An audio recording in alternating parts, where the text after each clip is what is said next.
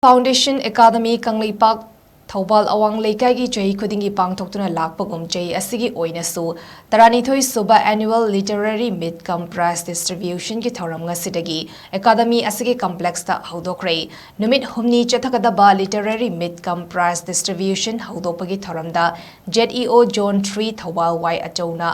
Achauba Singh MES na Thoiba Mitunglen Academy Asigi Principal TH Binoy Singh na THOURAM Mapu Secretary Ningthausam Manglemba Mangang Vice Principal Samom Subas Singh Amadi Manipur Linga ki Department of Youth Affairs and Sports ki Youth Officer Ten Subam Premlata Devi na Kanaba Mitunglen Singh Oina Saruyaki Academy Asigi Mahairoi Singh na Semzaba Science Model Singh Utpa Amadi Mahairoi Singhi Fazaraba Jagoi Isai Singh na Mapung Oiba Mapung oina pangthokiba thoram adugi athoiba mitunglen gi warol piraduna ZEO John 3 Thoubal Y achobana hai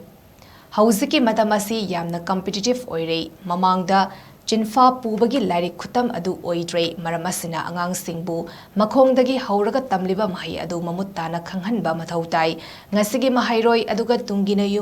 yumbira oirakadoriba mahairoi singasina lamdamasigi tungi punsi lepkadoribani haiki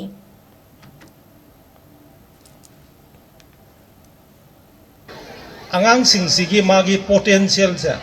mase hayeng kari mana mature erko matamda school si thado ga chathiba matamda kari tawgadagi natraga masi karambam mafamda kari sanaba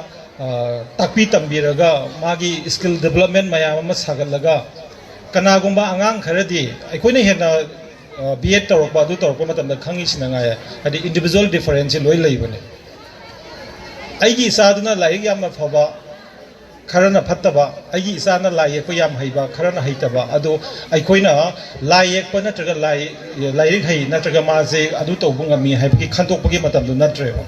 aduna aikoina angang sing da piriba education sa masi aikoina yenga tobune